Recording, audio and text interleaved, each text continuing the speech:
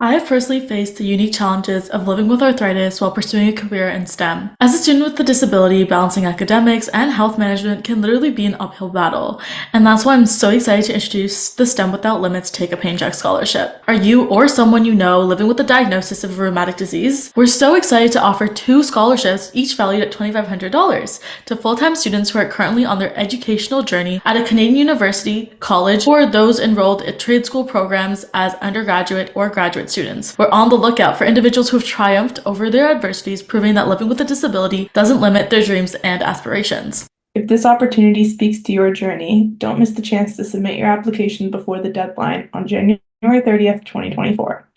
Your path to success in STEM is not defined by health challenges, and we're here to provide support and encouragement every step of the way. Applications can be submitted in French and English. And to learn more, visit the link in our description today. Back to the episode.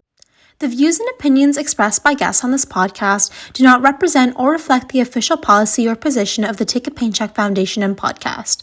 All information shared is from personal experiences and does not constitute medical advice.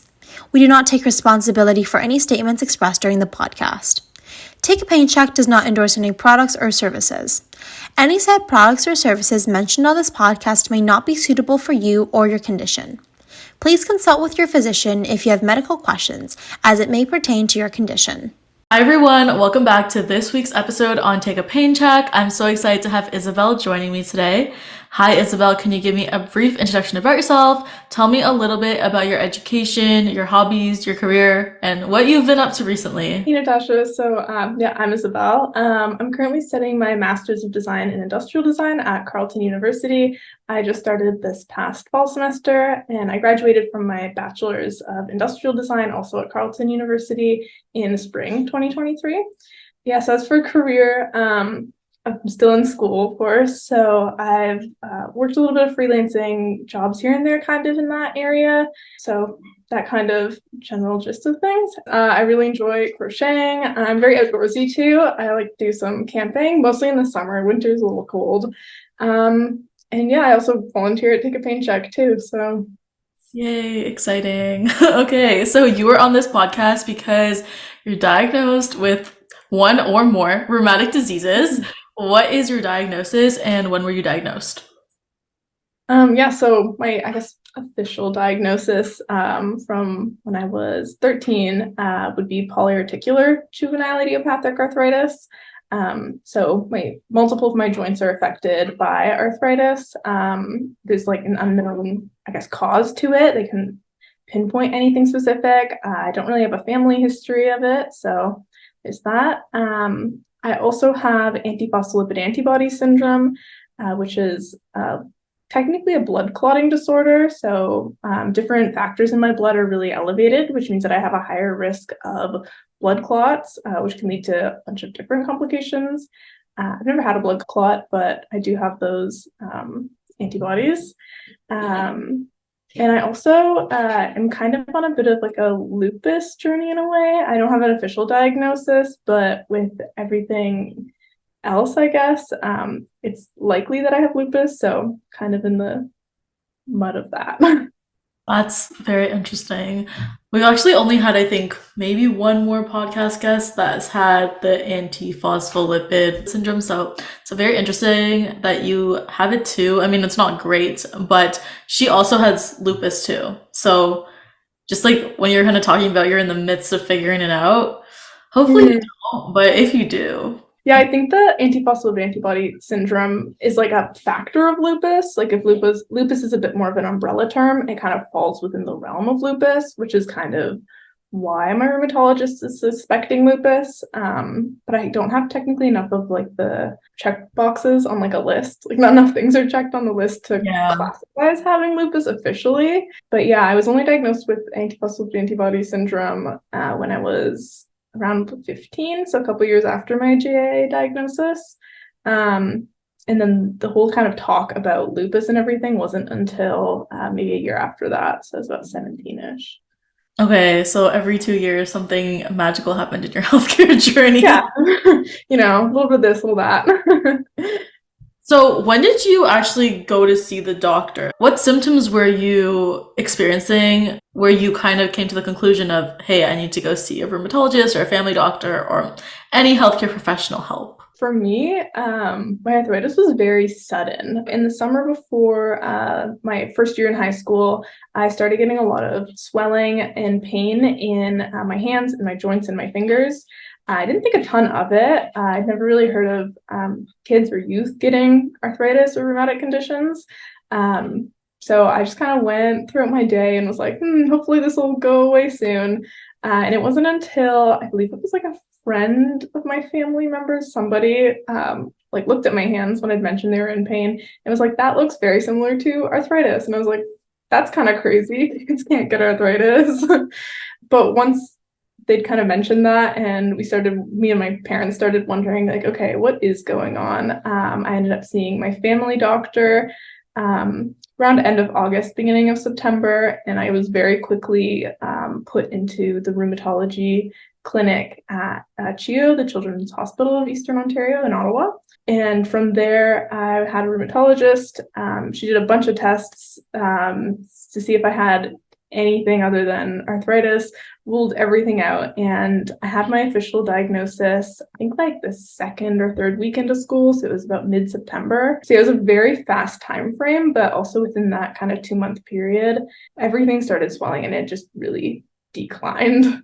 A lot of what your story is very similar to mine in a way, just because my friend Brianne actually told me to go see a doctor because I was complaining in grade 8 about how my finger was swollen, my wrists were in pain, and at some point she was like, Tasha, I think you should go see a doctor.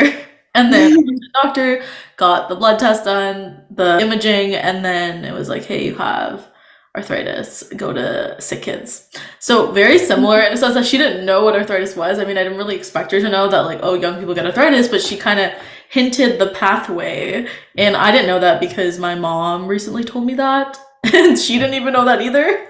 So she was like, yeah, don't you remember Brianne actually told you and you told me to take you to the doctor? I was like, I didn't know that. And it was also a very quick timeline because I was feeling symptoms in September, beginning to middle October, I got diagnosed. So it's just very similar to my story. And I was 13. So Yep. very similar. You then got diagnosed with polyarticular JIA, which is also what I have.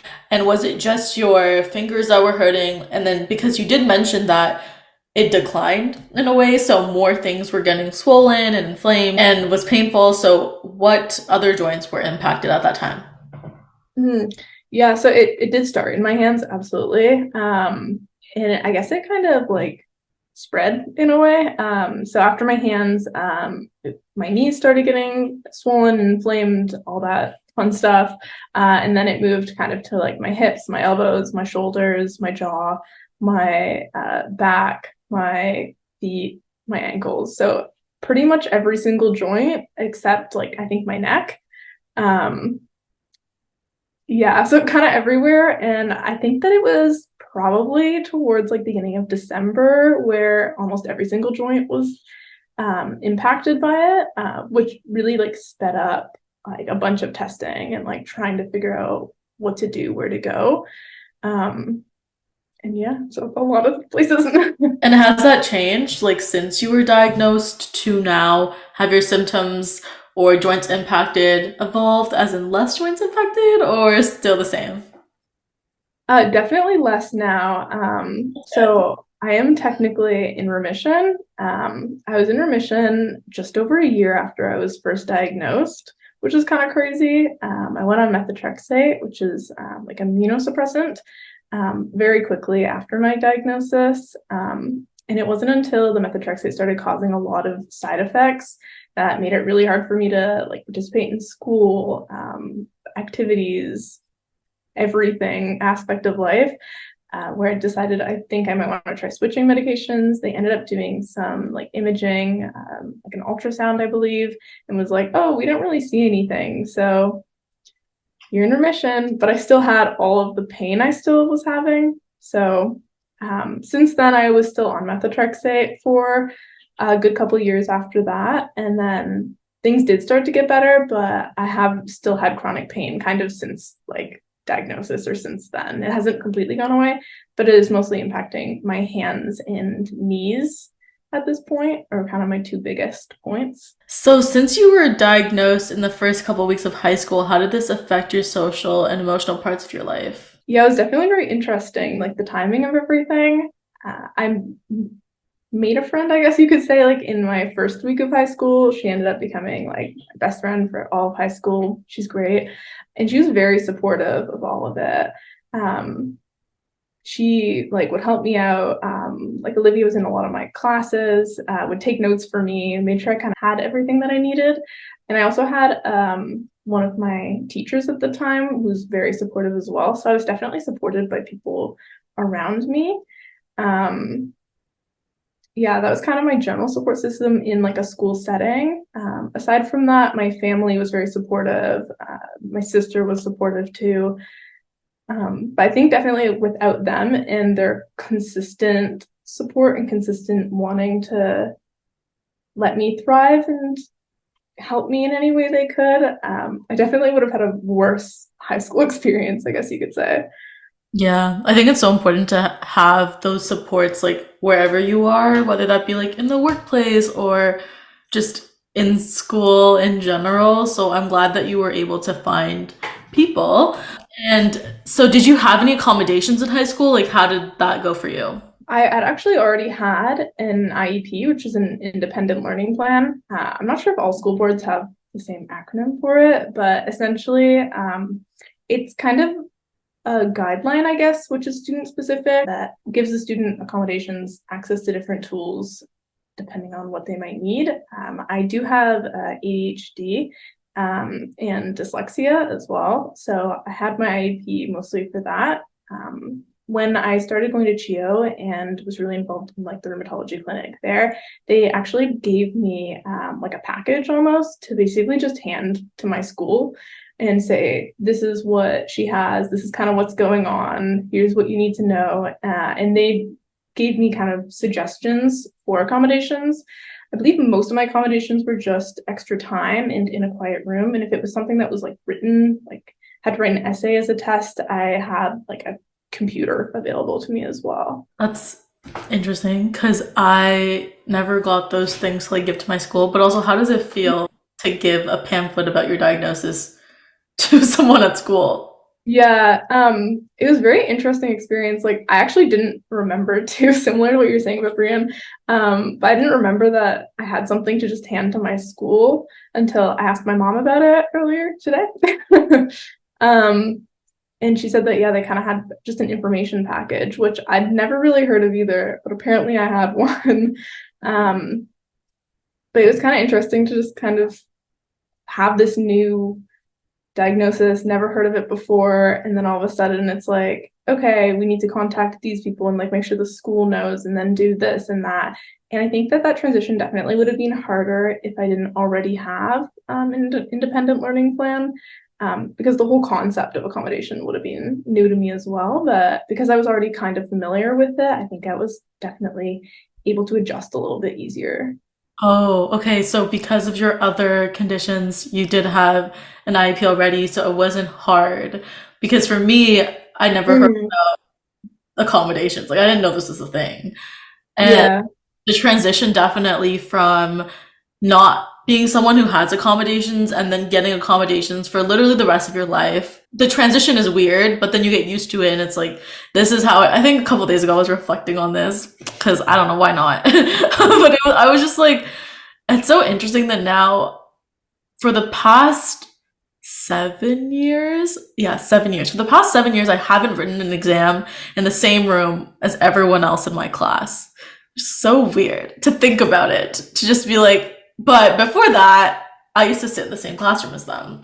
And just like the different changes, and I don't think I'd ever be going back to doing that, even though, I mean, I feel like when you're really accustomed to living with this condition and having these accommodations, trying to get out of that is really hard because you'll either like flare up because you're stressed now or there's just so much. So I feel like these accommodations have really even allowed me to feel more confident when I'm like doing school and be more reassured that everything's gonna be okay. And I'm wondering if you felt the same way about accommodations. Like, was there any point, because actually you were so young when you got them, so I feel like you didn't really think too much about it. Is that true? Yeah, I would say that's true. Accommodations, even though they were very small part of my educational journey in a sense, before my JA diagnosis, um, they still like I didn't quite see them the same until I was diagnosed with JIA. I kind of saw it a bit more as like, oh yeah, like I have ADHD, I get distracted easily. Reading's a bit tough. It's just to, give me a little bit of extra time or something. And it may not be like, a necessity. If I didn't have an accommodation for a test before I was diagnosed with JIA, it wasn't a huge deal. I could still get by.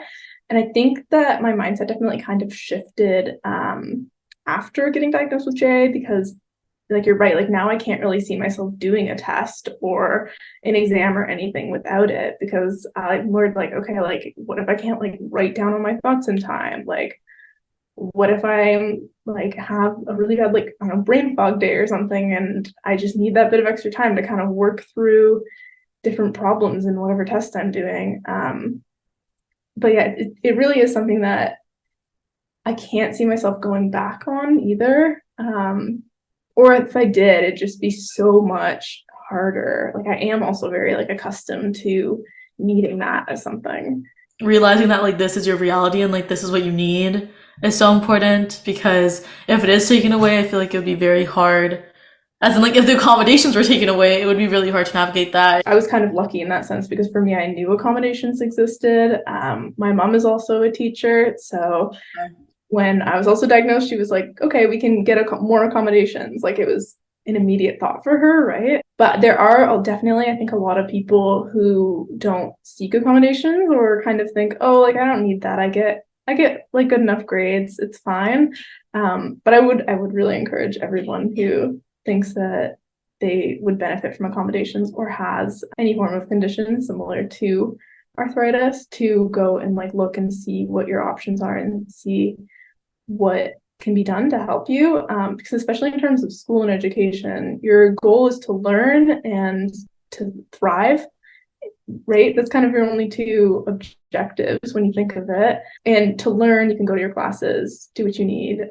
Even getting actually some accommodations include note takers too, which can help with the learning. But in order to thrive in that environment, you might just need a little bit more than other students, like again, a scribe or extra time. But I do really think that without accommodations, my school would not have gone as well, definitely. Especially in like high school too, you're trying to like apply to universities, so you like need better grades depending on, of course, what you want to do. But I feel like that could be like next to impossible for me anyways, if I didn't have accommodations to do the program that I ended up choosing and to take that as a career path. Same here, and that's why, oh my god, I was gonna put a little plug in here. For accommodations, you can also get like voice to text software, like speech to text, and like other technology softwares that can help you do, I don't know, chemistry better or design tools better, but that costs money. And so we have a scholarship. We did talk about it at the beginning of the episode, so definitely check it out. It does give you the funds that you may need to support your education, because I think we both know how hard it is when you live with a condition. You do need like an ergonomic gel pad under my keyboard to like make it comfortable when I type, just like different things like that, and it adds up. So we just want to be there to support others, and that's the goal. Okay, now I'll stop talking about the scholarship and I'll move on. So you mentioned being diagnosed with lupus, or at least just having conversations with your rheumatologist, which will eventually lead to a diagnosis of lupus. Can you talk a little bit about what your symptoms are? What led you and your rheumatologist to come to this conclusion? Yeah, so the biggest factor to kind of my pathway of potentially getting diagnosed with lupus would be the antiphospholipid antibody syndrome. It's kind of one of those things that doesn't always stand alone. From what I've kind of read, it usually is accompanied by lupus or a different form of immune condition. So that was kind of our first red flag almost of, okay, like maybe lupus is something we should be looking into. Aside from that, because I am in remission from my JIA, but I never had that pain go away. I have had consistent chronic pain ever since diagnosis. It's never stopped. I'm at least in pain in one part of my body or another.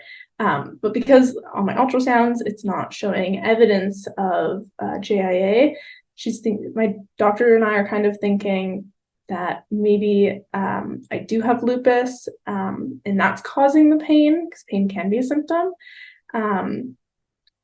And maybe they're kind of all, I guess, like entangled, like the antiphospholipid antibody syndrome, the like past JIA, and maybe that's kind of leading into lupus. But yeah, it's just kind of like an unknown, and it can be, I believe that lupus is like a hard thing to kind of get diagnosed with if you don't have enough kind of symptoms. We have been talking about like different rashes, because rashes are often very associated with lupus. I don't have any of the classic rashes though that you'd see with lupus. But if I do end up developing a rash, which can often happen on like your feet, for example, then I might be able to get like a biopsy. Actually, I guess I did have symptoms in my feet. I had like this weird like just pain sensation in like my toes inside of my feet. And it wasn't like an arthritis sensation, because I'm very familiar with what that feels like. So we're thinking maybe that is part of a symptom, but yeah, it's pretty like bunch of pieces everywhere that we can't stick together yet. Thanks for sharing that. Yeah, it must be kind of challenging knowing that you have some of these symptoms, not all of them, but still trying to figure out what this diagnosis is, knowing that there is a name for it, but you don't have entirely everything. It's a very confusing situation. So hopefully you get some answers soon. Yeah, and it was really interesting too, like even the whole process of being diagnosed with antiphospholipid antibody syndrome. It wasn't even a thought that kind of crossed anyone's minds until I was in high school. I want to say 15. Yeah, sounds right. I was about 15, and I'd always kind of had really painful and long and heavy like periods and cycles. And I was discussing with my rheumatologist different like birth control options, thinking maybe that could help me with some of that pain and discomfort that unfortunately comes with being a woman. And it wasn't until I was like, what if I went on like the birth control pill? Maybe that could help with some of this, that she wanted to double check to make sure I didn't have really high, I guess, blood markers. And she was like, I'll just run this test. We'll double check it. It's probably going to be completely normal. And then after that, I'll prescribe you some form of birth control. And then, of course, it was not normal. It was really, really high.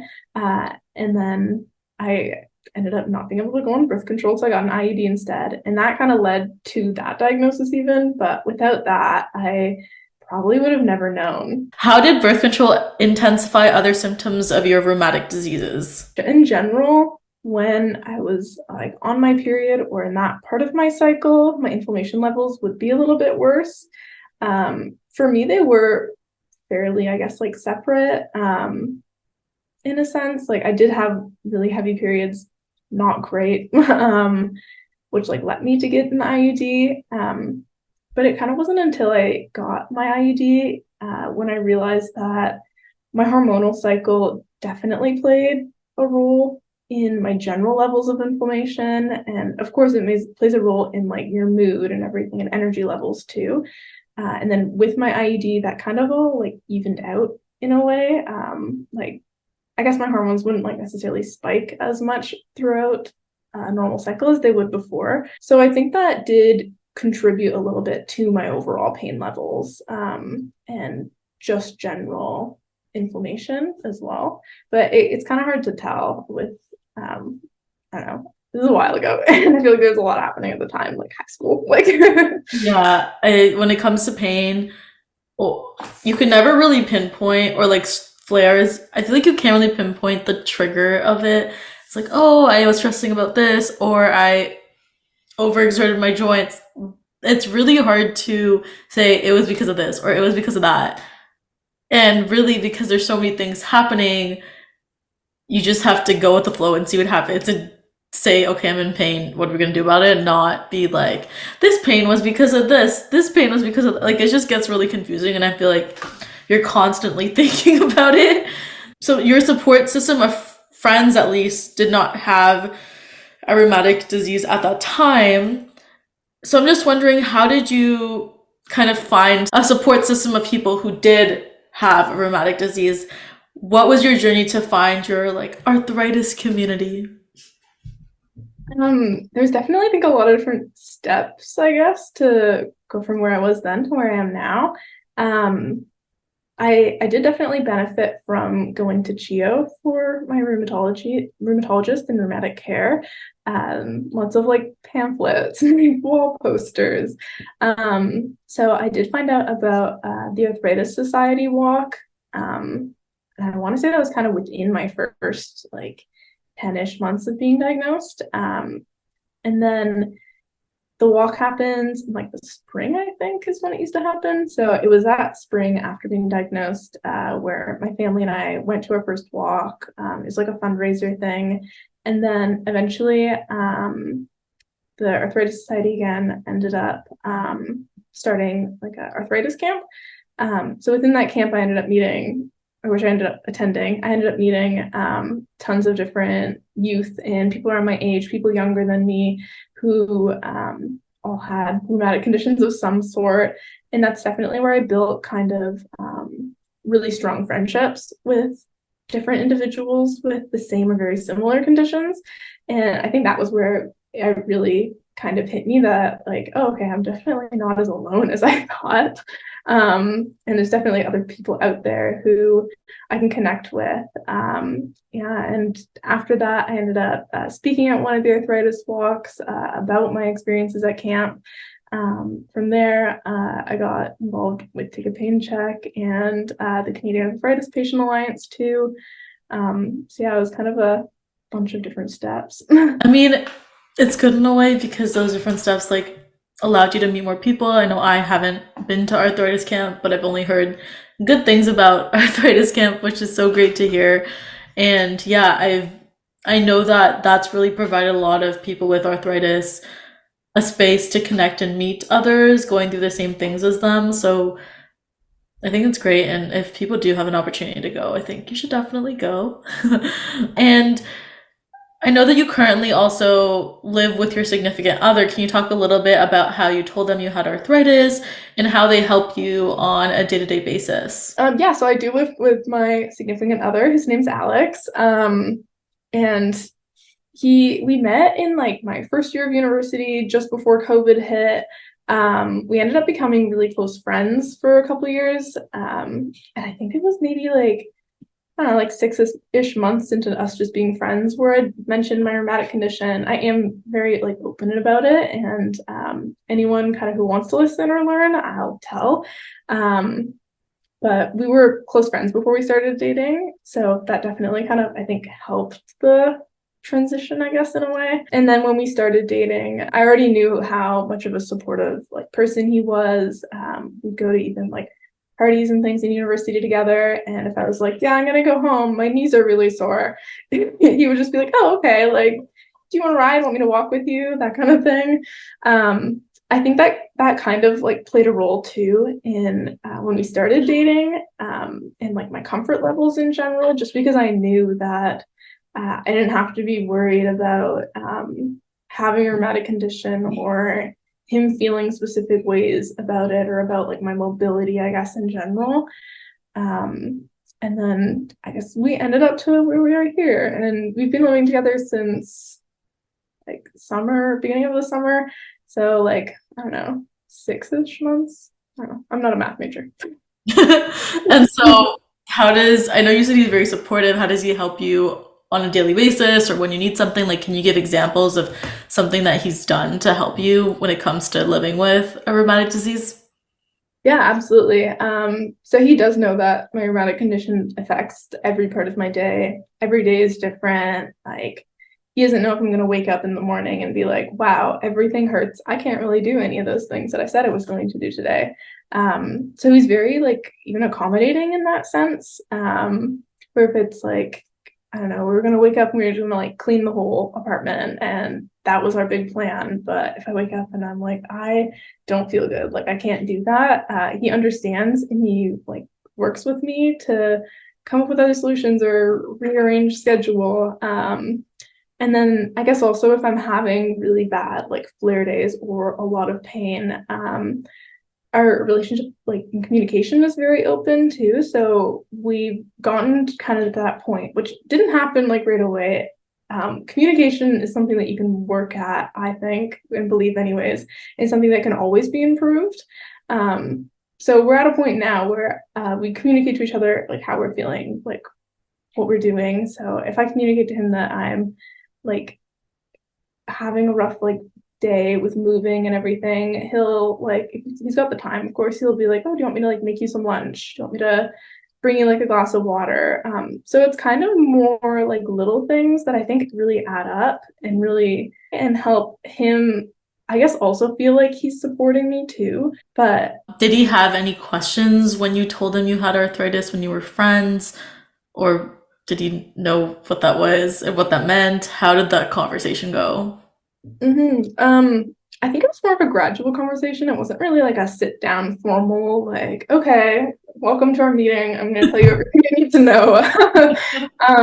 It was very gradual, I guess. And he was open to like learning about it kind of as we went. And of course, like there were times where I explained specifics or like medications or even when I had to explain like the weather.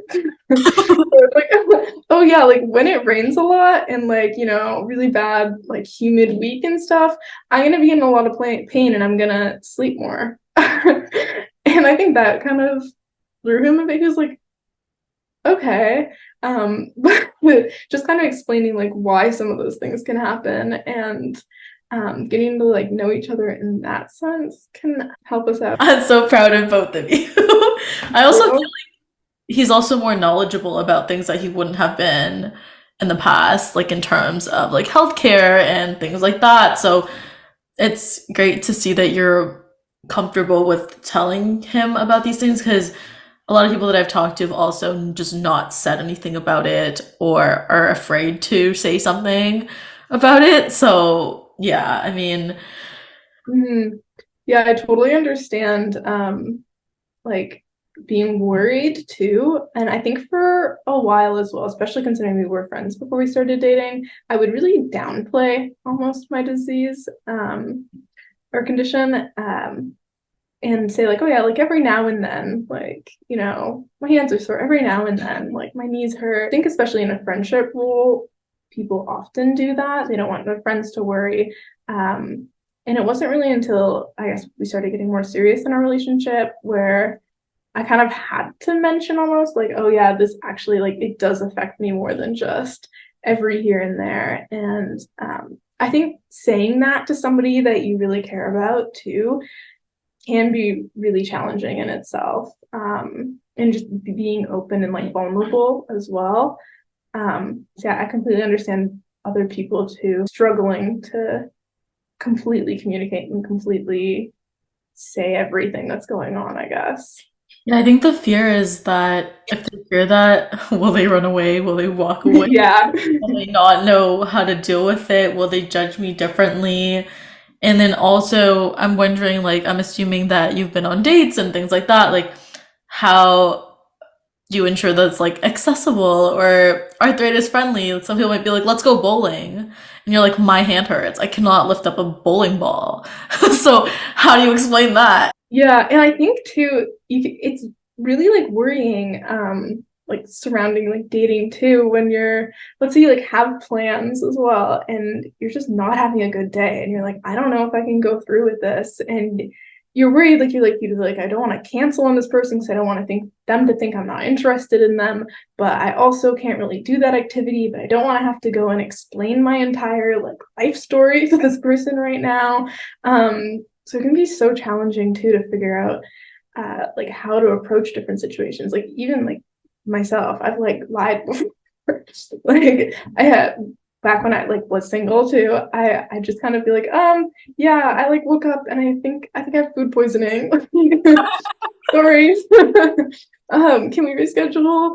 And I don't think lying's like, the greatest option. And it is a really personal decision and a really difficult balance because it just depends, I guess, on your whole comfort level surrounding your disease and any stigma you have with it too.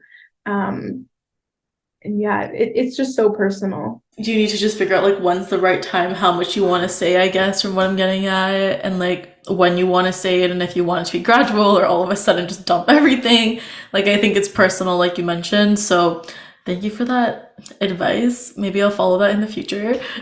And other people too. I would say definitely don't wait too long. Oh no, for sure. So I also met someone who I talked to on the podcast that told her significant other that she has arthritis when they traveled somewhere because she had Mhm. knee replacements, and like your metal knee, like there's metal, so when she passed through she would get like buzzed for it and she would have to kind of explain it. So that was her timing of when she was going to say something. So some people just plan in advance and have a plan. But yeah, don't wait too long because you don't want it to be too long into it and then they don't like this and then it'll just be bad. It has more to do with them as well at that point than it does with you. Like if you're saying like, oh, I have this condition, these are my limitations, and somebody's like, oh, no thanks, then like that's not nice. Yeah. So And I think that there'll be better people out there for you. yeah, definitely.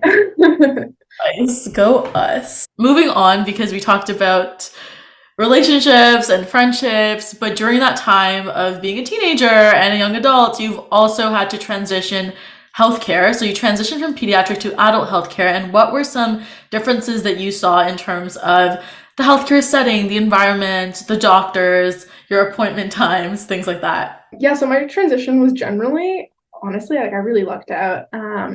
I've heard some pretty rough stories from other people, and it can be a nightmare for some. For me, my rheumatologist at the Children's Hospital knew a rheumatologist who was taking patients, and clearly liked that rheumatologist's style, I guess you could say, and referred me right there. And from there, like it was a pretty easy transition. I think my first appointment with my adult rheumatologist, my parents were allowed to come too. So I don't know if it was both my parents or just my mom, I can't remember, but that definitely made the transition feel like a little bit better. I was a little bit more at ease, even with my time at the Children's Hospital too. I think about a year before I transitioned to adult care, like my rheumatologist would slowly start running things a little bit differently. Like we'd have a section of the appointment where it was me and my parents, and then a section where it was just myself to kind of almost get me more prepared for adult care. So yeah, it was a pretty smooth transition. So you do go to a transition clinic, right? Yes, I do. Yeah. And there's a difference, I guess, for people that don't know between just going from pediatric to adult care, which is what I did without a transition clinic, whereas going to a transition clinic allows you to prepare for it. Because I know for transition clinics, they actually give you that selected time with your parents and then without your parents, and they prepare you more so that when you're out of that transition clinic at some point for adult care, sometimes you can stay with the adult rheumatologist, but sometimes they make you change. You are more prepared because you've had kind of the training. I don't know if training's the right word, but you've had sort of time to build those skills to be able to like navigate the healthcare setting without your parents. But yeah, thank you for sharing that. I feel like I've always wanted to go to one, but it's too far from my house. There's like a whole access of transition care things. But if, I guess, to people who are listening and are near some of those areas, like definitely check out transition clinics. I think it does really support it. It's a very supportive environment. Not saying that adult rheumatology clinics aren't, but this is like, it makes you feel more comfortable and confident from what it sounds like. Yeah, absolutely. So moving on to your initiatives and interests, you are an industrial designer. So what does that exactly mean? What do you do? And how do you incorporate accessibility into what you do? Yeah. So industrial design, I'm gonna put it really short because it's a whole can of worms. It's essentially product design to, yeah, essentially product design. So that can be anything from designing like water bottles to like laptops to furniture to even like web-based systems too. So like website applications, so many different fields is kind of incorporated into industrial design. A lot of the times when people think of industrial design, one example would be like cars and automotive design. They're very oftentimes industrial designers working on vehicles. The kind of main thing I guess that sets industrial design apart is it's very like user-centered and user-focused at its core. So oftentimes industrial designers are focusing on the end user and who's actually going to be using the product, and working with different maybe like engineers and marketing people within a company in order to make sure that the user's needs are met, as well as all the materials work and the, I don't know, like batteries functional or like last long enough. Is more of an engineering thing, but kind of works with a bunch of different disciplines. In terms of accessibility, I am really passionate about accessibility design and designing with accessibility in mind. I think that a lot of things that are invented and things that are made aren't accessible, especially things that are used by so many different people. Like even think of like cars, right? For example, so many different cars and car designs like don't work for people with mobility issues or mobility aids. And it's just such a big industry that you think there'd be more options for people who like need more space or something like that. But yeah, so anytime I'm designing or working on a design project, or I do freelance, so anytime I'm like freelancing, I always try and make sure that accessibility is something that's added in and it's not an afterthought. A lot of products you see can say, oh, like we're accessible for, I don't even know, like we have accessibility features, but they can feel very like separate from the actual like, I don't know, like website you're using, or if you're on a website and you need like a text to speech and it doesn't like work great, that's a great example of how accessibility is kind of a bit of an afterthought in some situations. So yeah, I really enjoy designing it with accessibility in mind kind of from the get-go. You're also a part of Take a Paycheck and the Canadian Arthritis Patient Alliance, which we briefly discussed at the beginning of the episode. Can you talk a little bit about your involvement with both of these organizations? Both Take a Paycheck and the Canadian Arthritis Patient Alliance, I'm the Youth Development Coordinator is my position or title, I guess. And so kind of through that, I mostly focused on their Make Room for Youth initiative that they executed last fall, so fall 2022. Yeah. And that was a survey done. So I kind of took a lot of that data and analyzed it. And the goal was to discover different areas where youth and young adults with somatic diseases and conditions might need more support in outside of just their medical care. So through that, a lot of things were like identified, and part of my role is to take kind of those findings and keep going with it and create resources, like workshops, plan different things, initiatives within both organizations as mostly like joint projects. Yeah, it's kind of the best way I can sum it up. No, that's great. And it's been great working with you. To kind of wrap up this podcast episode, I think we've given sort of a brief overview of what your initiatives and interests are, but I'd like to end off with an advice segment. What advice would you give to those who are having troubles advocating for themselves regarding accommodations and accessibility? Yeah, so I think in terms of a school setting for accessibility, like we went over it a bit, just kind of exploring and looking at what other people are doing, even like listening to the podcast can give you ideas on different kind of like options that might be available or that you might be able to do. Advocating for yourself is hard, right? To kind of sum it up, it can be really difficult and tricky. And I think within accessibility and accommodations in school and in work, settings, it can be really hard to find and access. I think kind of being a bit like stubborn with it in a way can be beneficial. If people aren't listening or you're not getting the different things that you need in order to do your school or to do your job to the best of your abilities, you really need to find the right people who will listen to you within that school setting or work setting. And keep like digging, keep looking until you can find somebody that will listen to you, hear you out, and try and help you to the best of their abilities.